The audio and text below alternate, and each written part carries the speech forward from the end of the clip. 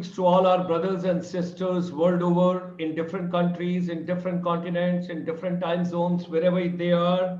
On behalf of ICSI, we extend you a very warm welcome. It's a pleasure to have. It's 3 p.m. Indian Standard Time, and we all are in different time zones in different countries. So, green morning, green afternoon, and green evening. It's a pleasure on Sunday, 13th of December 2020. We all are joining for yet another very powerful program. I wish to unveil one very important information today that we propose to close to approximately 500 webinars, somewhere directly, indirectly related to education, skills, competencies, micro, small, and medium enterprise, and empowering youth, teachers, technology, health, wellness, and we are going to apply to Guinness Book of Records because this will be the first organization in the world which will be holding 500 plus webinars by 31st of December.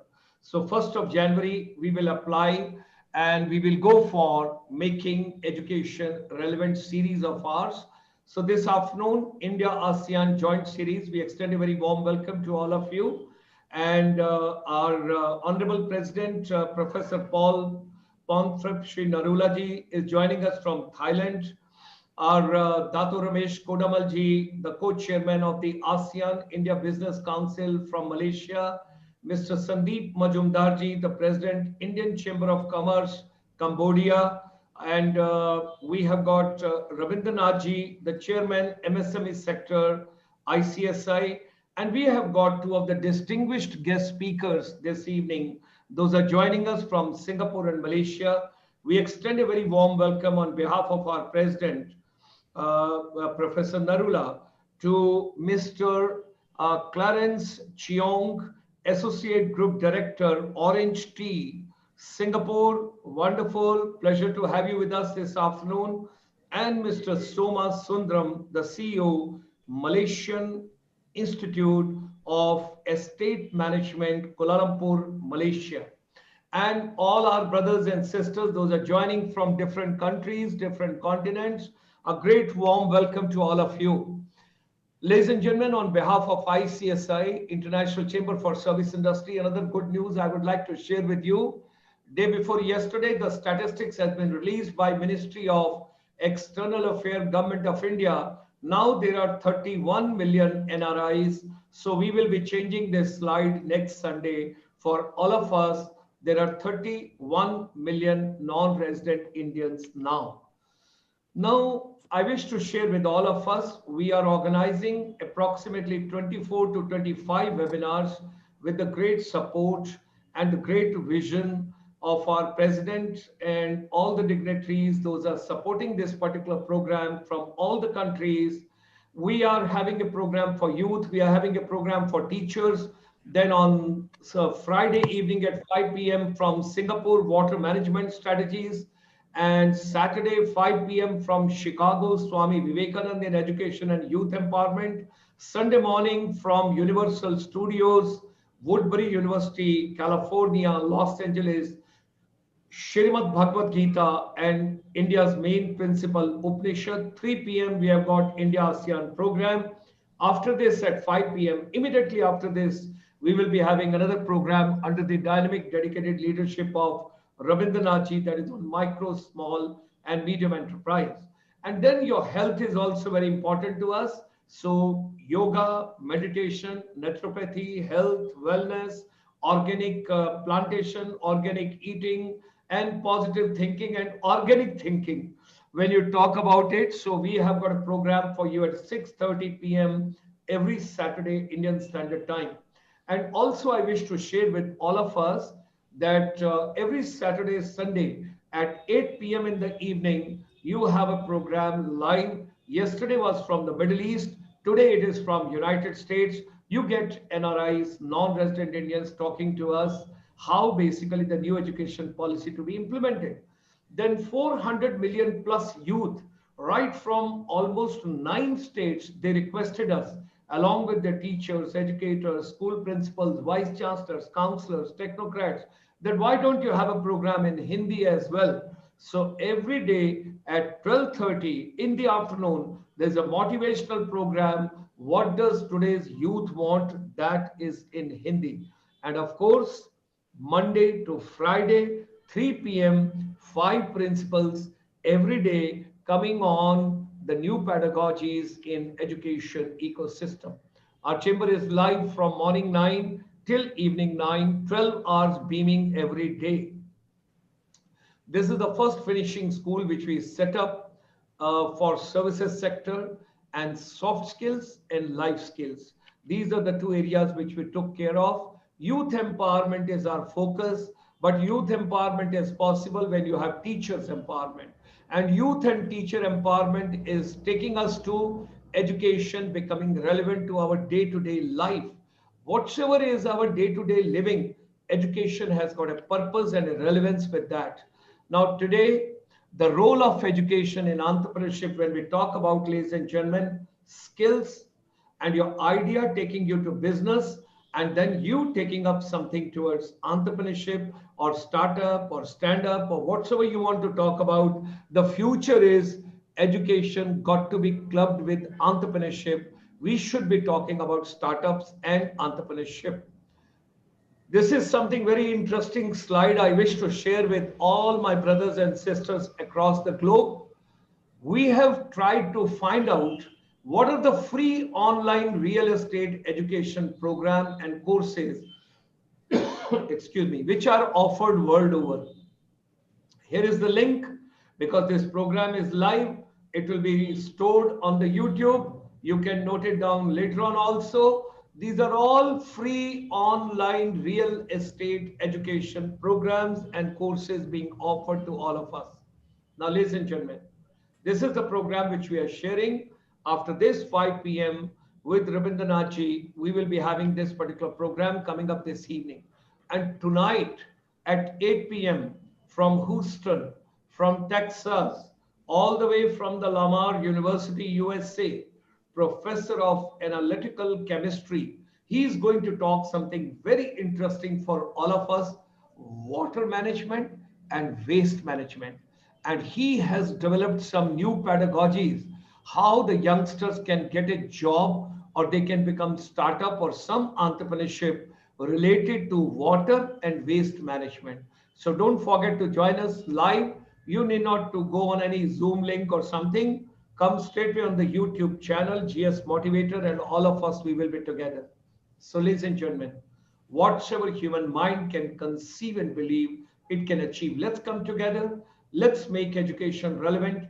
Global confluence of educators, motivators, technocrats, counselors, wellness experts, corporate, government administrator, and decision makers. With these words, join me in extending a very warm welcome to all the distinguished guests today.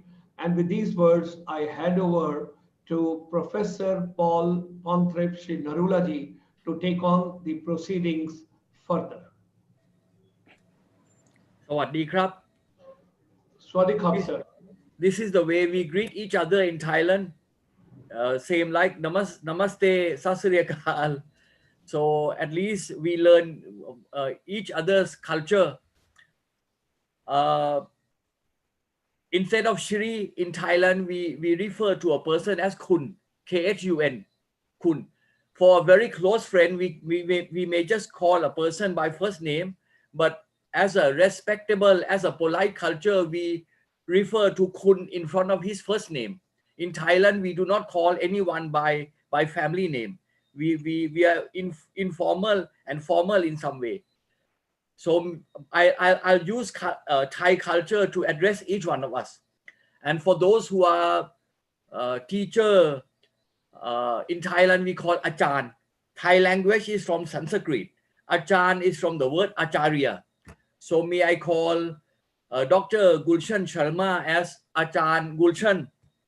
And then of course, my good friend Mr. Soma Sundram, also a lecturer, a teacher, a guru, may I also refer to you as Achan Soma.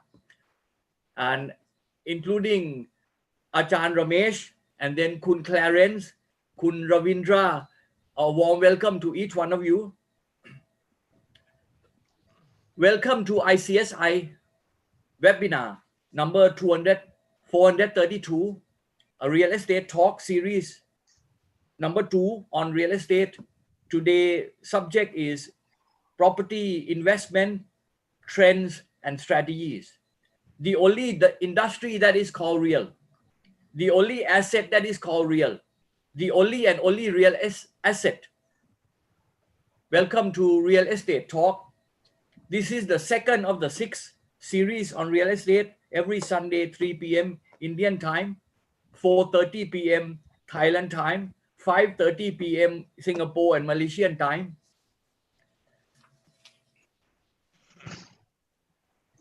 I like to start with Kun Clarence. Can you share a little bit about yourself, who you are, what do you do, what is your organization about? Good afternoon, everyone. I would say that myself, I'm a real estate agent for the past, I would say, close to about 28 years in the industry. And for the past 28 years of my career, I have went through a multiple ways of individual real estate personnel to groom up a team of team of almost about 100 agents under my wing. And then subsequently, I went on towards global market in such a way where the dimension of whole real estate is not only in local, but also in global. So that's where I embark myself into another level of overseas projects where I covers Bangkok, I covers the properties in Cambodia and Malaysia. Malaysia itself only covers Johor because it's the nearest to Singapore. So that's where I embark in that level of getting agents, getting properties from developers in this part of the country and bring back to Singapore, where I distribute to a team of sort of expertise of real estate personnel that very convicted to market the foreign properties. At the same time, also I'm guiding my agents doing local projects where I covers more towards the commercial properties and part of the residential, and then mentoring them. I would say that every individual agent have a bit unique. We are dealing with a majority. I treat them as partners, business partners, where we engage. We need to sort of sit down together, sort of think alike, think out of the box, and we move on from there. Very good. Thank you. Now I move to Ajahn Soma. Same question. Can you introduce yourself? What do you do? Who you are? What is your organization about? Indeed, thank you very much for inviting me. I see some good old friends. Dr. Ramesh, former, used to know him when I was in Rotary. And also, Clarence, good to see you. Since now we cannot travel to Singapore. And Paul, of course, my good friend from Bangkok, always there to support ARENA, which is ASEAN Real Estate Network Alliance. It is a regional association that supports estate agents throughout the ASEAN region. And we have been in existence for the last many years.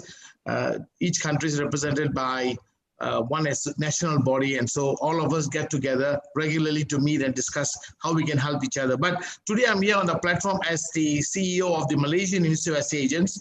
MIEA has got around close to 7,000 members who consist of real estate salespeople and real estate agents. So my role, while having been an estate agent, a registered estate agent, just like Clarence, in our region, you have to be registered with the government for the last 32 years. And there was a calling, like those days we used to do service in Rotary. So they called me to come and help the Malaysian Institute of Estate Agents to carry out the work. So I'm a past president and been involved in supporting the profession and enhancing professionalism. And I've trained over 40,000 real estate personnel over the last many years. So I hope I can contribute some ideas today to the audience as to investment in Malaysia. Thank you. Each Sunday, we are having a different theme. Of course, all on real estate. Last Sunday, the subject was real estate sales and technology. And today's subject is property investment trends and strategies. So my next question, I'll start with Ajahn Soma. What is your opinion about investment in gold, in stock, in cryptocurrency versus investment in property? Yeah, we all know that when you invest in all those metals and minerals, it all comes out of earth, and earth is real estate. And you said that just now, it is so real. Anything on land, above the land, is something you can feel and touch. So we all know that there are many various types of investments: short term, medium term, long term.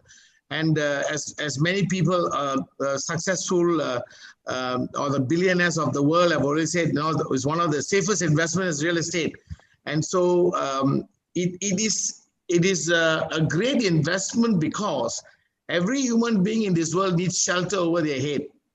Sad to see many don't have a shelter.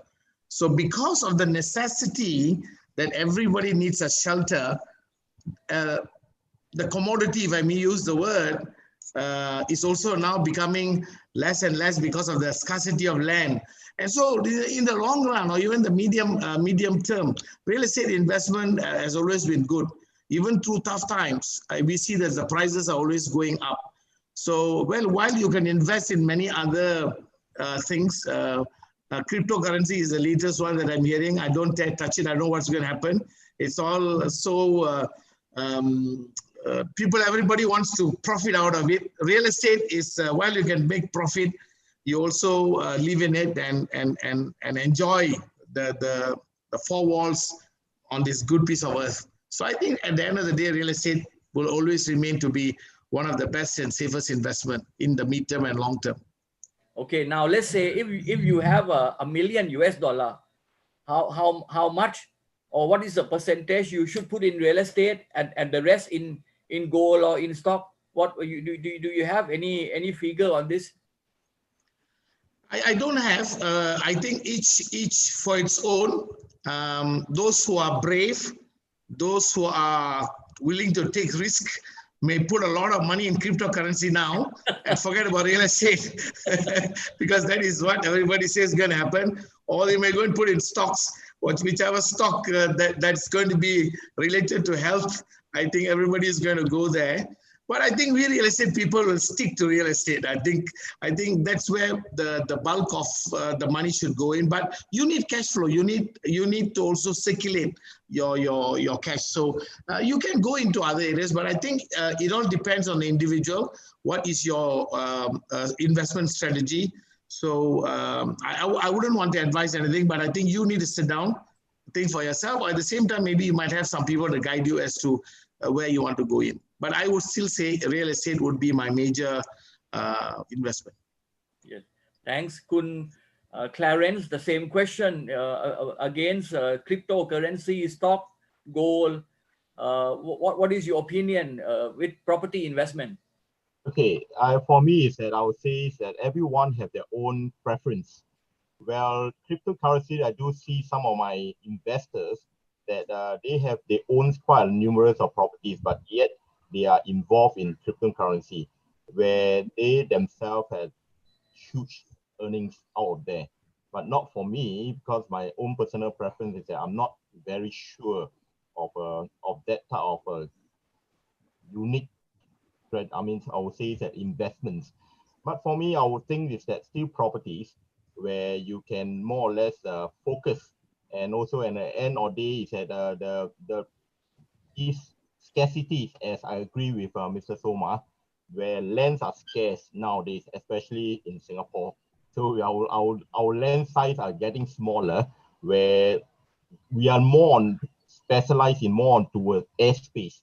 You see, are getting smaller. Every properties are getting smaller, but the price of the property is getting higher.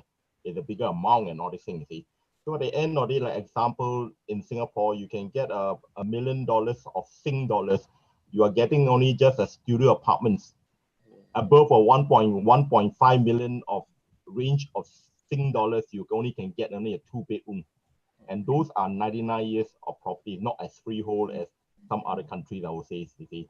So that's the reason why the properties have been getting sort of a scarcity, and also in the long term and a short term, properties are still a very good investment where you hedge against inflation. Another point again, where people would feel that, well, if you want to get a certain investment, you put into properties, at least you're getting a sort of returns of a passive income. Let's assume that you want to put at a bank, but what are interest that we get in Singapore is very, very less for a savings. So when you put into a property and all that, at least you can get about 2.8 for residential yield return in interest, or maybe 3.5% where you can get a very good sort of commercial properties or any good piece of rare properties that have an investment value where people buy, people sell. You see, you even regardless of whether you have a sort of a poor market, low market, for us as real estate people, we would like to make sure that low market, we still have transaction. High market, we still have transaction. We cannot stay plateau. So investment or property is still the best. Now, the followed question is, let's say you have 1 million or 10 million Singapore dollar. Would you put some money into gold, into stock, into cryptocurrency?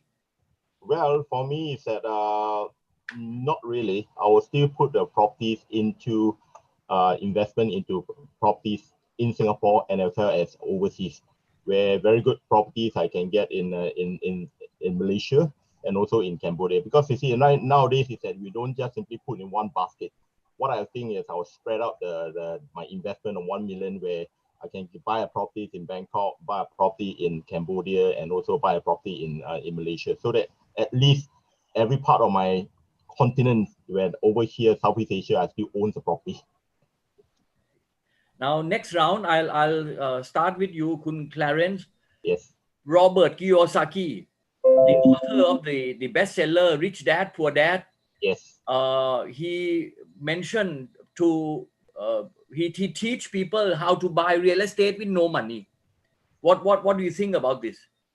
Well, it works on certain countries. I think is that you work most probably in US, but for Singapore, if let's say, for example, that everyone needs to buy a property, unless you have a lot of money, then you put out.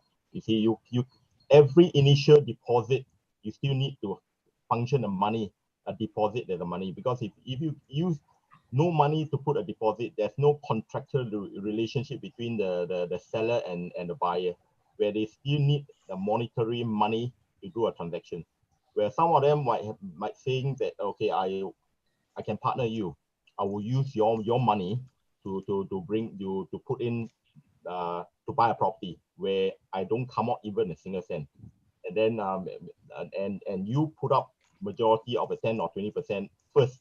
You see, that portion itself is very dangerous, because when time permits where this property needs to be sold, where is my collateral? Did I have anything onto that? Is it fair to you where you come out all the money where I don't come out even a single cent? So that's quite dangerous in that sense. But unless family nucleus, the family together, where you have brothers and sisters that you can trust each other in a way, in a certain level of trust, where money have been put out or fund or sort of invested by your brothers, then it's okay. You see, I mean, I don't see that there's a sort of a danger on that way. If, let's say, for example, when you say that no money to put up, that is something still curiosity, because you still need a loan, you still need a bank loan, you still need a lot of upfront money, because bank don't borrow money 100% to you. You still need at least in Singapore you need a 30%, so 70% still need a bank loan from the bank. So how they do it in US? How did Robert recommended this? I think is that they could have sort of a consortium like a crowdfunding, where they portion out into the properties into many pieces of let's say, example, one piece of property, then they can divide it into maybe 10 people, and 10 people that put up a certain 10,000 or whatsoever and or something, then you can just simply buy up. And then, or before you buying up the properties, you put a deposit or something, then you wait for another buyer to buy over and all sorting in a certain profit. So you do not need to use cash to put up front too much, in a way where you actually split the property to a next buyer, where the cash that you earn back, you see. this is what I think so. Like, it could be. I might be wrong, but I think that it could be the way they are doing that. Right. Yeah. Each country is unique. I think America is very different from this side of the world. Yes. Yes. Ajahn Soma, the same question. So have you read Robert Kiyosaki book Rich Dad Poor Dad? I did, and of course, the first time you hear it, you think that it's a great idea, isn't it? No need to put down any money, get everything for free.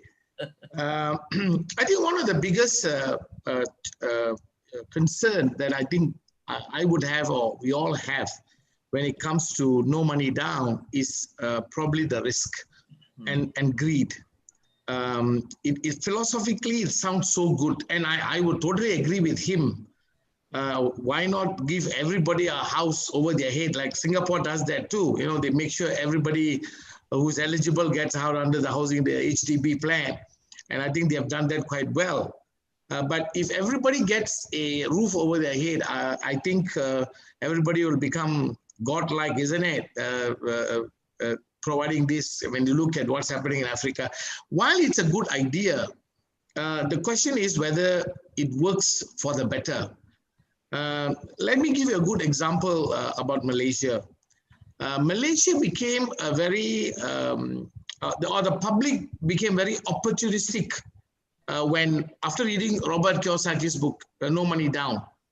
So we estate agents have been working so hard to get people to come and look at the property and then make sure they put down a small deposit, encourage the government to give as much as 90% loans. At a certain time, they also gave 95% a loan. This is to help everybody have a home over their head. Then came this group of people who took his idea.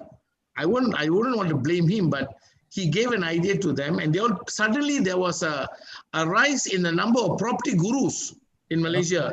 Okay. Within a year, they all became property gurus. And we have been doing this for 20, 30 years. We still have not been called a property guru yet. I think I may have to grow my beard, look like you, Paul, for people to do it. And we were watching, and I think what Clarence said was true. So this group of people, and I think the public should know, they went and pool the money, or they have the money or resources. They go in and take up the 300 or 400 units in a condo, tell the developer, we will guarantee the purchase. But actually when they say, I guarantee the purchase, I'll put down a small deposit, maybe 5,000 per unit or 3,000 per unit. And they put down the deposit, so they have the right to sell those units within a specific period of time, whether it's a 6 months or a year. And if they don't sell, the money will be forfeited. But cleverly, of course, when they do this, they have got a pool of people who are following them, because they can talk about investment, and they do this talk, and then they say, you do this. Now, what they did was, this is where it harmed a lot of Malaysians, and today there is a serious issue about the properties that's not been, people having too many properties. In that, they go and talk to the developer, increase the price from the original price, increase it by 10%, so the 10% they don't have to pay. Or they put down some money, but they'll get the refund back maybe the end of the construction period. And suddenly there was a rush. And if you look at our graph, the sales graph, in 2012, 2013, we had the highest number of units sold, and a bulk of them came out of these new projects that was being launched. Today, we are right down at the bottom of the pit. And I'm concerned what is happening to all those people who have got 4 or 5. I know of my friends who got 30, 40 properties. Where in the world, I don't think even billionaires also sometimes will have that many, because they don't need to put the money down. And of course, I don't know how they're hedging it now, because their income is not coming, but all these people will get into trouble. So I think in my point of view, investment is good, whether it's gold or whatever, but I think the greed part is the one that will create a lot of problems. So today, the greed of the individuals, they made the money and they've gone. The government is now having a problem. The banks are having a problem that they cannot service the loan. The house is empty. then if there are so many houses empty, there's a devaluation or the prices goes down. And all this affects the overall market and the country at large. So, of course, in Malaysia right now, developers are working very hard to sell their units. I think that's all okay. But purchasing a house without no money and the guy don't have the credibility to even to put down, I think that is risky and dangerous. And I think we must be careful as a association and also as real estate people. I think while we want to encourage everybody having a roof, we must be careful about what the long-term effects are, because property will take time to really get the effect of a good, price increase. So that's my take on Robert Kiyosaki. I hope one day some local guys will write some book and say, this is another way of doing it. Okay. Anyway, Robert Kiyosaki says, a house is not an asset, it's a liability. Yeah, that's right. Your own house where you are living is a liability. He mentioned this. That's right. Yeah. And when he started this idea, I remember that the book publisher refused to publish his book. The book publisher looked at this as a fool, but eventually his book became a bestseller. It became a new idea. Anyway. So anyhow, Ajahn Soma, my next question: what are the common mistakes in real estate investing that newcomers should know and should avoid? As I said just now, one of the most important points, I think we should go into real estate early. I think a lot of people go in late. So when you go in at a later age, your loans, getting loans is going to be tough. The banks are more particular. Then you may have a bad record. So I think starting early, like buying a small car. We always, when we first bought a car, we drove a motorcycle. I think I see a lot of seniors here, Kun Kulshan, and then you and all that. We used to drive motorcycles, Honda Cup and all that. Then we slowly bought a car. And I think the concept of the investment should be that we should buy something small and move forward from then upwards. So one is, I think we need to start early. And I think number two, you really need to make sure that you save enough money early so that you will have that necessary amount to put down payment. One of the biggest challenges I think a lot of investors will have in property is that they do not have the necessary down payment.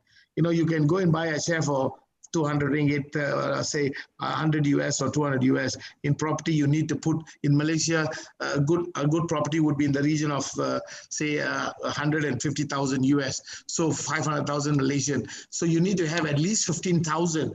And with all the other expenses, you need to have easily around 25,000 ringgit Malaysian cents in order before you can go in. So I think saving is one of the most important things. And that habit among young people is lacking these days.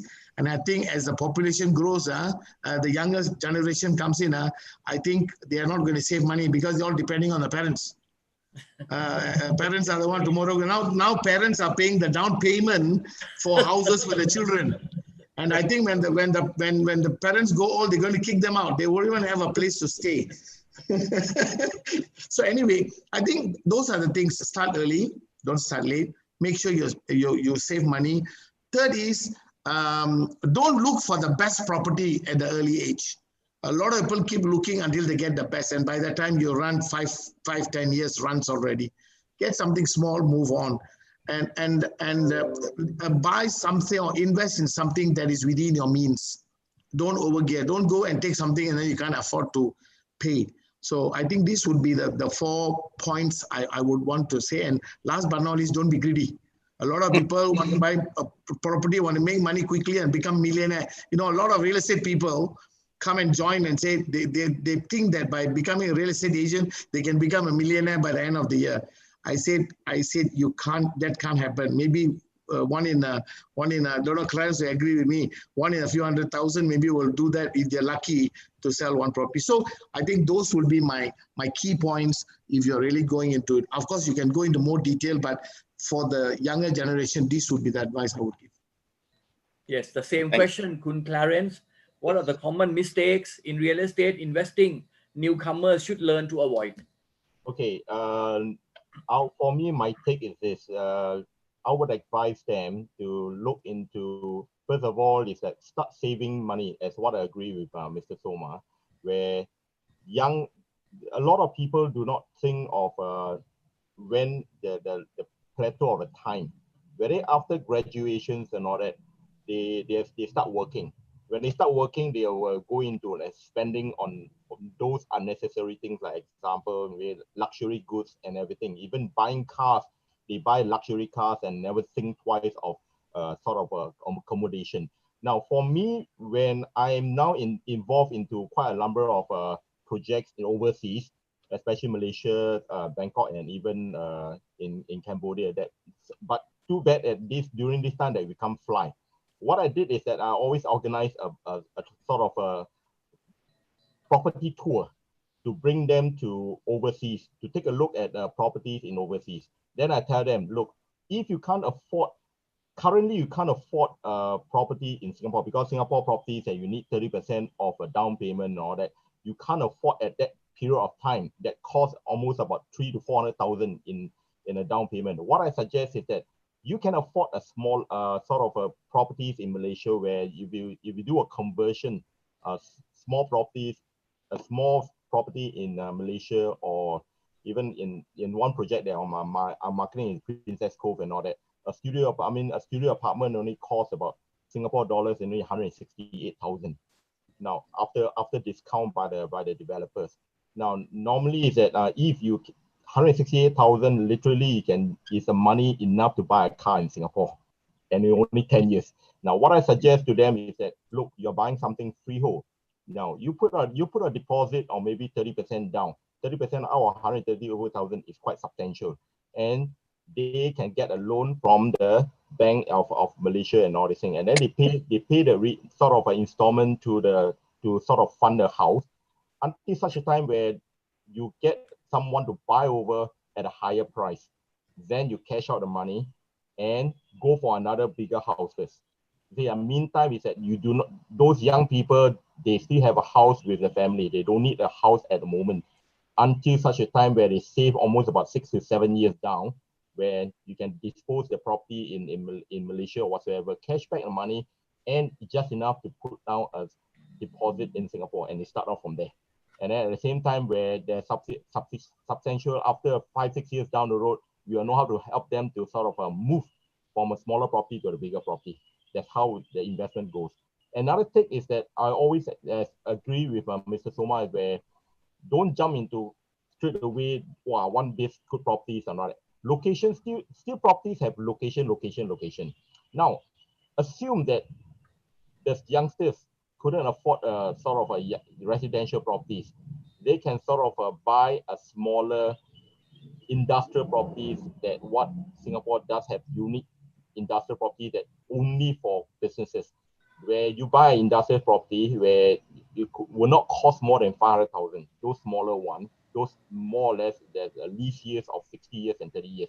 Now, with that, you can sort of create a investment vehicle. Example, that they can set up a company and all that, where partnership are involved, where you have the lawyers to do a paperwork with a partnership of a vehicle that set up a company, then buy as an investment. So after 3 years or 5 years, you can more or less selling up, where you have rental returns that comes in and still pay your mortgages.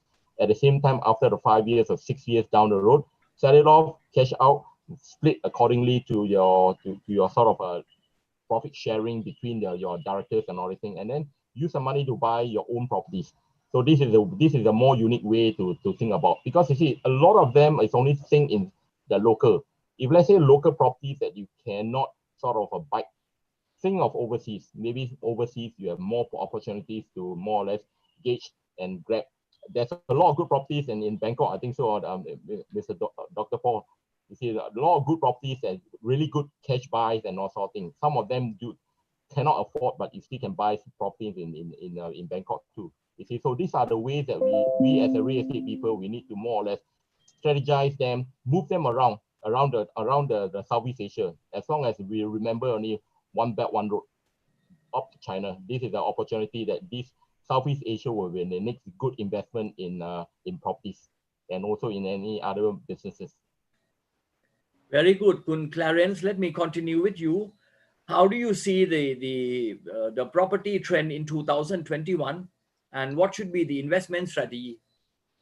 Okay, for 2021, for what I feel is that there will be a swing. Let's talk about Singapore first, because you see, the government still, we are now under phase 2. Example is that we are allowed to go out, but we still have to conduct our social distancing that do not exceed 5 people. Now, likewise, that businesses in some sort of commercial properties had more or less the older generation had died off in a way where they cannot cope up with the trend of the today's market. When there is new millionaires are formed, there's also new businesses are formed when the younger generations have using an internet industry that they take up industrial space, take up a lot of commercial space in that sense, where new businesses have to think out of the box in such a way that the traditional businesses that we are doing in Orca thing is already way off obsolete. Then, and also in such a way that there will be announcement by the government where whether phase 3 will be open. If let's say the phase 3 being open in Singapore side, I will still see that there's some sort of properties will be catching up in a way. But lately, for the last couple of months during the COVID period and all the thing, I feel the government property, the HDB especially, there's quite take-up rates, and then you'll be surprised people are paying cash over valuation.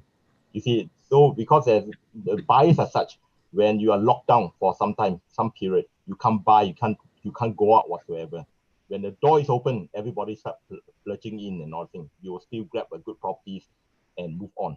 Now, if let's say, what I feel is that the market has been very stagnant, but I will see a growth maybe about 2 or 3% during this first quarter of next year in a way.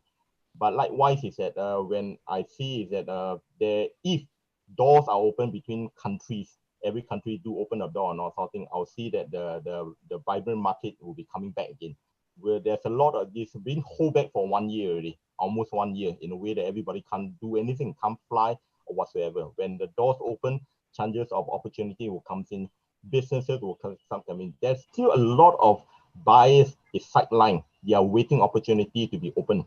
So I think is that there's still a good chance of the market will growth is there. Okay, thank you very much.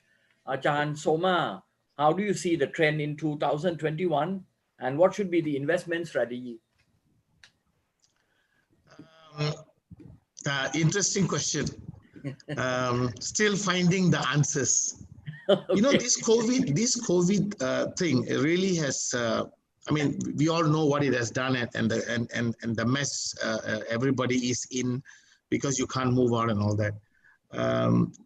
I am convinced, as much as many people, or from the reports, that this is not going to end tomorrow. This may even go right up to the end of 2021, or even further than that. And today, I heard over CNN that 110,000 businesses are closing down in America. We don't have here all this in ASEAN countries. I'm sure there are thousands of businesses that are closing down. And the other day I was listening to a talk. The word crisis in Chinese means there's also opportunity. The word crisis, when you write it, it also means opportunity. So there are a lot of opportunities that will be coming. A good opportunity will be coming, because somehow or other we are always confident that things will always be for the better. That is a natural philosophy that we have in life. We don't cry. I mean, we look at it, things will change, things will be better. But honestly, this is going to go for a long time. And I think we must be prepared for the long run. If you're going to buy something today, you don't expect within the next 1 year prices are going to go up. But you will be able to invest in a property that would be down. Already in Malaysia now, overall, we see residential sector down by 30%. So if anybody, I mean, common sense says if you invest something now, you can hold it for the next 1 or 2 years. You're definitely going to be getting that 30 above what it is. And property prices, whatever you say, will go up in the long run. So I think the smart thing to understand, if we look back in our own life, this is probably one of the worst moments that we are really going through. Not just by country, but internationally. It's affecting the world. And somehow or other, we have done quite well to be resilient, and government is helping to some extent. So the property prices may also go down further. To be realistic, we can't say that's it's going to go up. But of course, we think that once this vaccine all comes in, more confidence, and I think people will jump into the scene to invest, because they won't expect to go much lower. But I think we are already there. It may go down a little bit further. So if you want to wait. That's one more thing I wanted to advise earlier. You don't hurry. You always will find a good property somewhere. Do wait and do your research. Don't wait for anybody. You must do your own research. You keep track this area, what's happening. Then you will know that in this particular area, things are coming down. It used to be the 500 US per square feet. Now it's gone down to 400. You know things are changing. So personally, if you really want to look in the long run, do your research. Just like you do research on your stock market. Do your research and get ready. When the opportune moment comes, grab it. Don't deal with illegal agents. I know Singapore, we don't have illegals. I think Thailand got a lot. Thailand got no law for sell property. Malaysia, we got law, but nobody bothers about it. For every one agent, we got 30, 40, or 100 illegal agents. I think India, we got more illegals. Every other person is an illegal broker. I think you need to deal with professionals, because the governments of the world recognizes real estate professionals as professionals, because what we do is so important. They need to trust us. They need to believe in what we're saying. We cannot misrepresent. We must tell the truth. And by doing so, we will be in a position to help society at large. And I think that's one of the basic things that agents should do. So if you're going to invest, go and look also for a good agent. There are also bad agents, okay? Look for a good agent. You like him, ask him to work for you. I think that would be one of the things that we need to do. And then, apart from looking at what do you call it, properties below market value, I think you must understand that right now, especially entrepreneurs who have a lot of money, hotels and buildings are really, there are so many hotels that close down. In Malaysia, I don't know about in Thailand. Thailand, you have got a lot of foreigners. In Malaysia, we don't have a lot of foreigners. And so that's why our properties, when it comes to rental, we really don't get very high returns as compared to Singapore and Thailand, because you have got very high expat population, including the Philippines. Malaysia has got a very low expat population. So this is an opportune moment. If you're really looking, good buys are there. And then I already told you, wait, look, and choose. Then I think what we should do now is look for property that would give you returns immediately. Don't go because the building is empty, prices are down, you go invest. Then for the next 1 year, you got no tenant because people don't want to rent. So look for a property that has got a good, even if you pay a little bit higher, if there's a tenant, you get your returns. So I think that would help any investor doing that. And then, as I told earlier, you must always be proactive when it comes to property investment. I think this cycle is one of the best cycles I have seen in my lifetime. 87, when I joined real estate, the real estate market was, I joined during recession, and I've seen a couple already, but this is, I think, opportunity, this is one of the best cycles for investment. So if you miss this, I think many of us will not be around to see the next cycle. But I think maybe for the younger generation, there would be. So I know I don't take too much of time, but I would say these are the key points that you could take home from this question. Okay. Now, next round, I like to continue with Ajahn Soma. I love books, and when I host any seminar, any conference, I always present book as a token of appreciation, and I always like to receive book as a gift. So I always like to talk about book. Any real estate book that you especially like to recommend, and if you happen to have one near your working station now, I like you to show. And what is special about that book?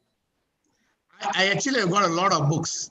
Okay. Whenever I say good topic, real estate book especially, I've got a lot of books in my house and all that. But I thought about your question because you gave me the question earlier. And I thought maybe not a real estate book for this time. Okay. I wanted to introduce this book, Okay. which is an old book. It's a management book, so it's nothing to do with real estate. But I think this is quite interesting. It's by Tom Peters, Thriving on Chaos. Okay. It's Thriving on Chaos. You can't see that because of my screen. So you can show, put on your body, then we can see. Yes. Yes. There. That's right. Thriving on Chaos by Tom Peters. Now, this book, I've read it, but I'm reading it again. It basically talks about when there's chaos, how do you manage things? So you need to skew your mind a little bit while after reading this, because right now there is organized chaos. Okay, very interesting. Yes. Tom Peters is a management. Everything's under control, but it's chaos.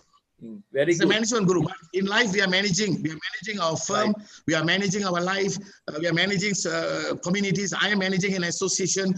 So it gives very good view on how we look at how to take advantage, how to be proactive. So I would like to recommend this book to read, and I think, and I also saw a lot of you there, Professor La, Doctor La. I think they will love this book, Thriving on Chaos. A handbook for a management revolution, old book, but I think some of these principles will apply very well. Old book, but the principles still apply today. We need to take the management principle and apply in our work, whether we are doing real estate or investment. So how can we manage ourselves in chaos? Very good.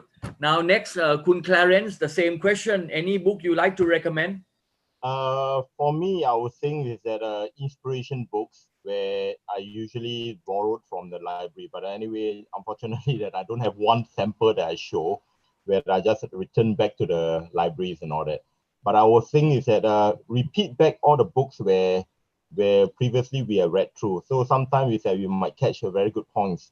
Because I think it's recently I'm more towards the inspiration, and also in motivation books will be less in a sense whereby we have been all the while motivated in a sense. But our thing is that every people would always have a good inspiration, like your morning quote is very good. Every morning I do read them. I do keep them anyway. I store them into a folder and all the things. So I reflect them with motivation quotes. Motivation quotes also give inspiration for people to move on. If let's say those people that do not like to read, I'm one of them, take a long time to complete a book and all these things, but it does help that you go through a short stories or even inspiration books or even inspiration videos will help to move someone and move forward, if you're not to be so demoralized, I would say. Thank you. Now, Kun Clarence, last question for today's series. How investor friendly is Singapore? And for especially for international investors, like for people from India, from Thailand, from anywhere in the world who like to invest in Singapore, can you share some of the rules and regulations?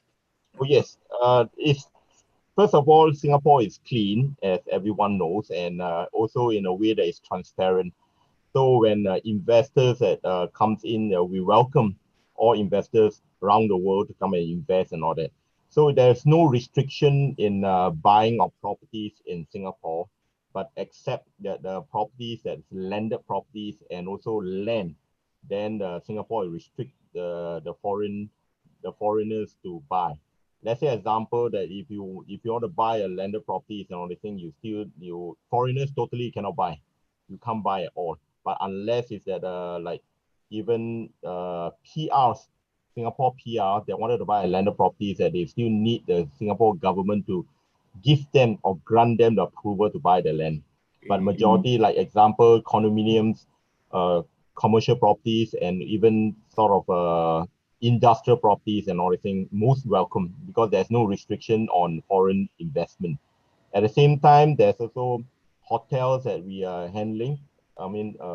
Handling hotels. Hotels are for sale, so some of the hotels are for sale. So foreigners can buy hotels and all these things. The transparent is very transparent in a sense where the concern of, like say, for commercial properties, you do not have any sort of additional stamp duty for Singapore, I mean, for the buyer from foreigners. But let's say, example, if you are a foreigner, you want to buy a condominium, then there is a stamp duty to be imposed to every foreigner buyer. Example, if you buy let's assume that you take about $1 million of condominium. You buy 1 million Singapore dollars. Okay, this property worth $1 million, but the stamp duty that the foreigner need to pay out is 12%. 12%. Yes. 12%. Which is higher than the local buyer. The same property yes. bought by local buyer pay less stamp duty. Is that right? Correct. Then so local pay how much stamp duty? Okay. Local for the first property you pay above $1 million or anything, you pay 4%. Okay. 4%. Then if there's a second property, assuming that it's a second property that they buy, they have to pay 12%. 12% for second property, but foreign buyer pay 12% from the first property. The first property is 18%. In a way, 18%. 18%, correct. Okay. So that's why I say that it's the percentage of the stamp duty that stop the foreigners from buying. Even if you put $1 million and then you times 18% already, or 18% is enough to buy 2 properties in Bangkok, you see, or even in Cambodia in a sense. So that's why sometimes if people's concern of buying condominium in Singapore, then that is a concern of the stamp duty. But I mean, it's very transparent for any foreigners to buy a property. Even you can take up a bank loan in Singapore for any investors, I would say. So Singapore, my conclusion is Singapore is very investor friendly for international investors. The only drawback is the cost of stamp duty is higher. Correct. And the property is high. Singapore property is high. High, correct. Yes. Singapore property is, if you're $1 million at least, you only can buy a studio apartment that is not more than 500 square feet. If you are to base on that, I mean, some of them are basing on square meter, but for us, you base on square feet. About 500 square feet is $1 million already. Okay. Now the last question for today's series, the same question, Achan Soma, how investor friendly is Malaysia, and can you share some of the Malaysia rules and regulation? There's so much to talk about. If you want to invest in Malaysia or any country, there's so much to cover. But there are a few things that people at large must understand about even Malaysia and Singapore. We've got quite common. Is number one, you can speak English. Everywhere people can speak English. So for you to come and to speak, to ask questions, to understand, it becomes easy. Number two, the land law that we have, torrent system, which is practiced in Australia, is one of the best land law system that we have. And not decided by the man who sits under the tree, the penghulu, we call it in Malaysia. He is a head there. He decides whether this land should be sold or not sold. We have got a land registration system. If you invest in this country, you will get a title, and no one can cheat you in that. In Malaysia, probably there was 1 or 2 cases only. That is somebody trying to cheat, but generally we don't have that problem at all. So that is those things. And then US dollar.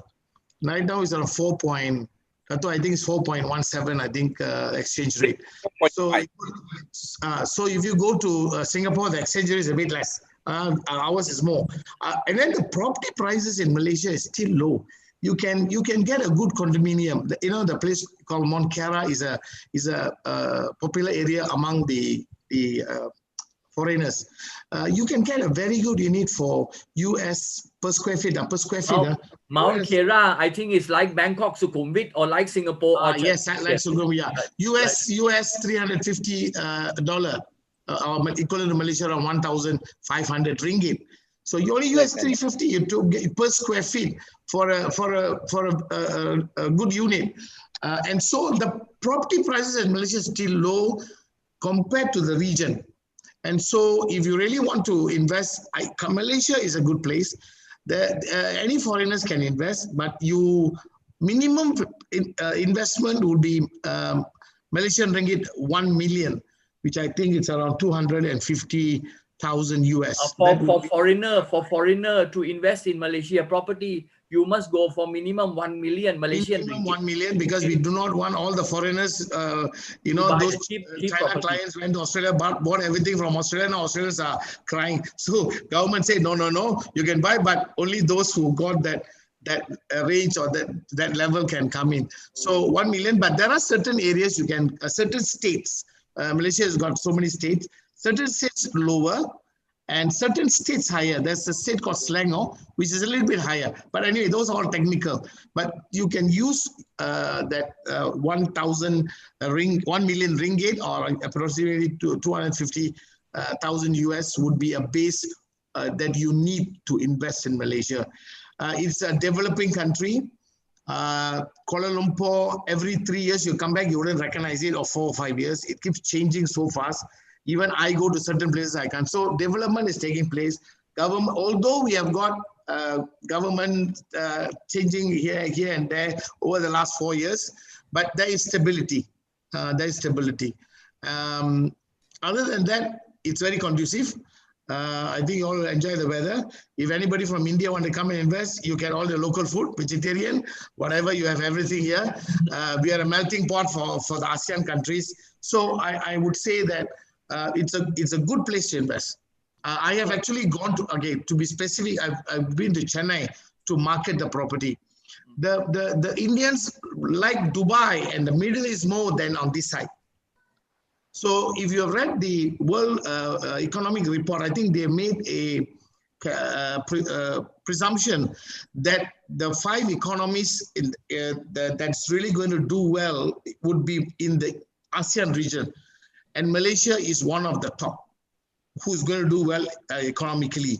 So based on all that, I would suggest, come and look at it. I think Bangkok is a super place. You got so much of entertainment there.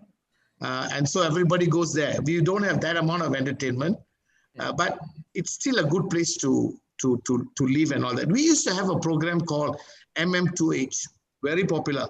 Malaysia, my second home, where foreigners can buy a second home in Malaysia, and you live here, and then you can, for 6 months, visa exemptions and all that stuff. So, but unfortunately, the government has stopped that program recently. I do not know why. We are still asking for answers, but we believe there's a good program. I think maybe it is because, this is my own assumption, it's because now the government is very particular about foreign money coming in.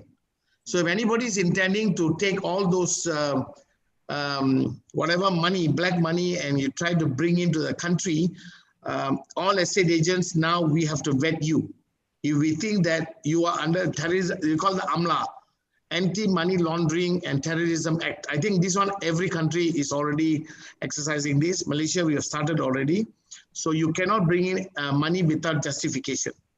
No money laundering, no relation to terrorism. So now investment now will be much less, but it will all be, I think, for the safer part of the country and all that.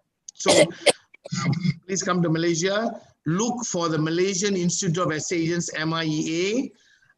Just Google MIEA. You can see my number there. Call us. We will connect you. We will connect you to whichever agent where you're looking. Example, you want to go to Penang, we'll put you for somebody in Penang. If you're looking at Kuala Lumpur, capital, we can put you there. If you want to go to Sabah or Sarawak, we can put you people there who can help you. So call us if you really need help. We are here to help all of you. We got 25,000 real estate people in this country, as much as Clarence in Singapore. I think today's session has been very inspiring, very educational, very informative. I'm very happy with my 2 distinguished guest speakers. And should I return the session to Ajahn Gulshan or straight to Ajahn Ramesh for closing remarks? Thank you, Ajahn Paul. I think it was a good session. My good friend of mine for the last 30 years, I think Cheng is from Singapore. I would just like to add on to what they said. Basically, one of your questions was that what do we invest in? Do we invest in gold? Do we invest in equity? Do we invest in real estate? The answer is depends on who wants to invest. If you are a businessman, you will first invest 30% in your business. Then you would like to invest 30% in real estate, and 30% you like to have cash and equity where you can anytime cash it out. So investment comes from different people in different ways. So that, I think, should be the answer. Not everyone can take a straight trend just to invest in either real estate or in equity or in gold. It all depends on the person's situation as what he wants. And coming back to investors, there are two types of investors. One investor is that he needs a shelter, he buys a house. The other investor is he wants to buy a home for his children in future. But then there are other investors who are in business. This is the big bulk of it, who want to invest in real estate for their future. Because in real estate, once you invest, your business has got a security to be backed up with to improve your business. So these are different sort of investment, who you are looking at and who you are tackling at. Today's panel, we had my dear friend, Mr. Soma, who I know him for the last 35 years, and he has grown as a real estate agent to where he is today. I think whatever he has said is good, but at the same time, real estate investment, everyone must be very cautious. It is no such thing that if someone tells you to invest and you are going to invest. You must have your own gut feeling. You must know that how much of dollars you have in your pocket, like what Soma said. It's no point just going for a free ride. There are many people who buy a property, they get a valuation which is much more than the property. They go back to the bank, they say today this is the valuation, and they get 100% bank loan. That's the game being played by many also. But that does not help. You must be very prudent in your investment, and you must exactly know what you are heading for. If you are going to get bumps, gooseberry bumps, in the future, you are going to lose your property. And then you are going to get into a lot of problems. So basically speaking, every investment must be looked into very thoroughly before we take an approach. Coming back, whether the future is good or not, real estate future has always been good. But whether you have the sustaining power or not. If you have the sustaining power, real estate is always good. But if you don't have the sustaining power, definitely nothing is good. Because you're going to get into problems if you cannot manage it. So to all the listeners there, please invest in real estate. It's a very good investment. It's something good. And especially in the ASEAN countries, where I spoke last week, after the Regional Comprehensive Partnership Agreement, which has been signed, we will see a lot of investors coming into ASEAN. And big bulk of investors will also come from China, because China has got a policy of one family, one house. So the Chinese, if they want to buy another house, they have to buy outside China.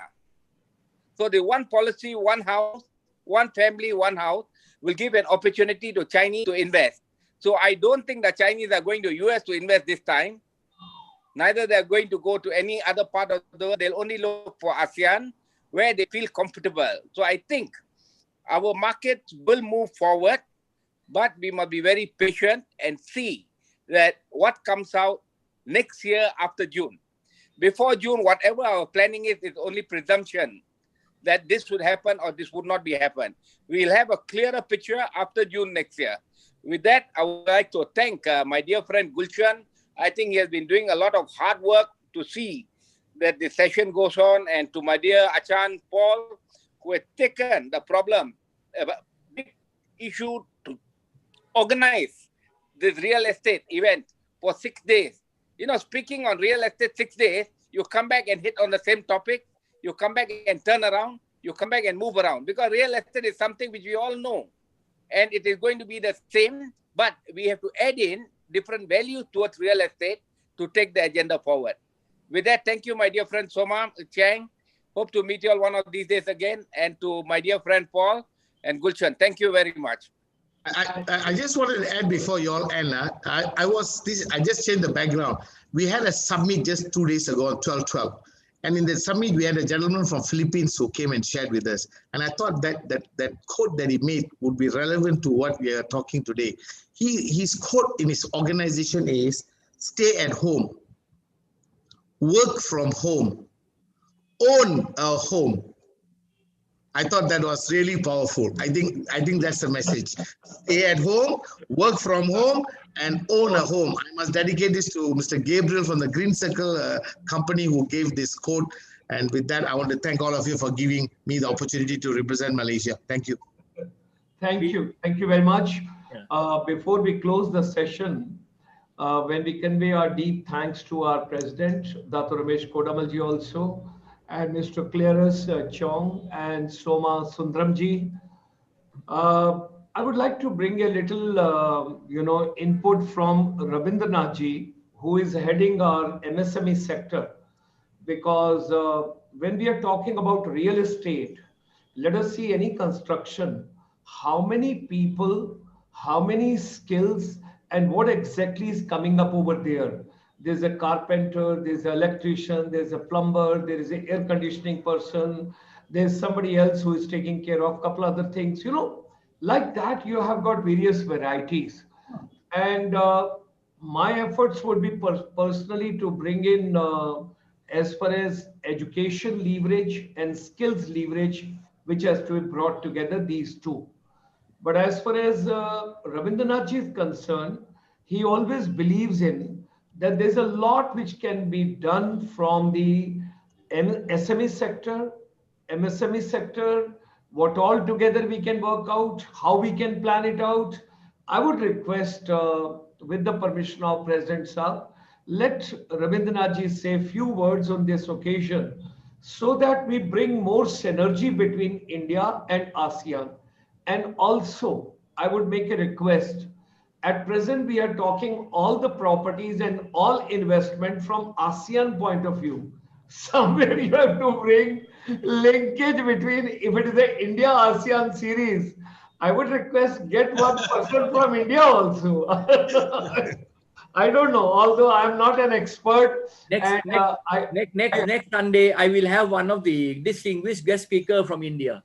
Wonderful, because I'm just a student, and that's why I was going on and off the screen always. And his backdrop was so good. Somaji's alone we cannot do so. Alone we can do so little, but together we can do so much. And when he talked about something, the key word which I'm taking is do your research. Do your research. Do your research. Never ever jump before the gun. Always do your research. That was something very amazing which he told. And of course, Thriving on Chaos by Tom Peters, we will go through. But then he used a beautiful word, organized chaos. That was also something very interesting. And Mr. Clarence was very smart. He said, I just go through the morning quotes only. I just read those quotes early in the morning, and I try to keep myself positive and everything nice. Great. That's something is very nice. Rabindranathji, few words from your side. Unmute your mic, sir. Unmute your mic so that you can just tell how we can bring synergy, because earlier Dr. Rameshji brought so much of the SME sector and you brought for the MSME sector from here. So I'm looking forward to some synergy. 2 minutes, President Sir. Well, thank you. Please. Thank you, Dr. Gulshan Sharma, and thank you, President Sir. And to all the panelists, a very good evening from India. Well, we would all appreciate that the size of India would probably engulf all the countries from whom I have the experts coming over here. And so India makes a very unique case study. And if I may look at, before I look at what the government has been thinking, let us look at how COVID is changing the scenario. Mr. Somasundaram said, while he was quoting, he said, work from home. Probably this is going to stay at least till the end of 2021. When you work from home, you don't require offices. In India, we have seen that the biggest of the corporations, even the foreign companies, have started shedding their burden by giving away those office spaces they were holding. Secondly, when you work from home, and what we are finding even in places like Hyderabad, Bangalore, Chennai, and other similar places, that people find that why not go to rural areas where we probably have a smaller house, enjoy the nature, rather than to stay in polluted cities like all these places I named. So what is happening is all these accommodations in these cities are going vacant. And now look at the scenario where huge malls were being constructed. The footsteps to the retail markets are dropping. And if they continue to hold like this, what is going to happen? The malls are not going to survive. The e-commerce is putting in a huge footsteps in our today, in everyday purchases of ours. But then at least one silver lining which is coming in, perhaps these e-commerce businesses are going to need more of warehouses. And if the pandemic medicines are going to be stored, they need even a better warehouses. In India, what we have seen is at least the government had the intentions of doing something big when it came to the housing sector. And that is where they came in with a lot of incentives to kickstart it again all over. And forget other things. If we just look at what the Prime Minister has been talking ever since he has come, he talks of housing for all. And if I just look at those figures, the expected investments which only this initiative is going to bring in is 1.3 trillion US dollars by 2025. I firmly believe that the things are not going to remain as they are today. Things are going to change. And we would definitely be emerging back to that robustness of the economy which we used to always see. In real estate also, I believe, sir, that we need a lot of MSMEs who come in. If you look at, probably they say there are 200 other industries which are collated with the real estate to make it happen. India too has a lot of youth amongst its population, and they say we are probably going to be the youngest nation in the world. And what every youth aspires is a house for him and probably the small family which it holds. So definitely, I believe in the times to come, the real estate is going to be a big in demand, because the dropping interest rates would be no interest for people who would be investing money in the banks. Definitely, they would like to buy a little bit of gold in answer to what Professor Saab you had asked. But real estate will definitely be there. The property value falls or rises. It all depends upon the location where it is and what sort of other features it carries. Let me tell you, in Delhi, I'm staying to a place very close to the airport. There are a lot of government initiatives which are going to come in. If you happen to know Delhi, I'm staying in a place called Dwarka. So no COVID impact is seen on the properties over here. People say that the retail markets are down. I haven't seen. Recently in my, where I'm staying, there were 2 houses sold, and they were sold at the same price which they were being sold about 2 years back or 1 year back, which means COVID impact has had nothing. It all depends upon what are the features the area has, what are the strengths which it has. In my previous assignment, when I was the CMD of NSIC, we did construct a lot of properties, thinking it will be a revenue stream. And even for our organization over there has been absolutely no impact, because people, even in South Delhi, are asking for our properties to be there. So that is, the real estate is not really getting impacted with COVID. That's number one. Housing, yes, because people are moving out for purest of airs and better environments to work for. And that is what is going to happen. But I would like to urge all of you, all of us rather, that it's always a case study which we need to build. The best practices which have been followed, maybe in Malaysia, sir, maybe in Singapore, maybe in Thailand, or maybe in India.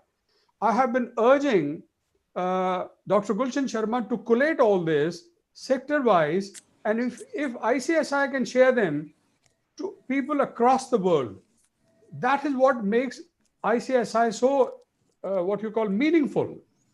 And whether it is the real estate sector, whether it is the education sector, that is what I believe can do a lot of good to all of us. These were the few words I could say within the 2 minutes Dr. Gulshan Sharma could spare for me. I look forward to better times, but till then, stay happy, stay healthy, and keep enjoying the environments which we get at our home. Thank you. Thank you very much, sir. It was a pleasure. Thank you very much. Very kind of you. And we get across to each other, all of us, next Sunday again at 3 p.m. with yet another very powerful evening. Stay safe, stay healthy, stay fine, enjoy yourself, and regards and best wishes to everybody. And we are also moving inching and inching. And finally, we are going to apply to Guinness Book of Records, 500 webinars empowered based on education, skills, competency, totally focused. And these are all which we are taking additionals with that. Alone, we can do so little. Together, we can do so much. It is not by Helen Keller, it is by Soma Sundaramji. Thank you. All the best. Thank you. Thank you very much. Thank you. Be safe, everybody. Be safe. Be safe. Thank you.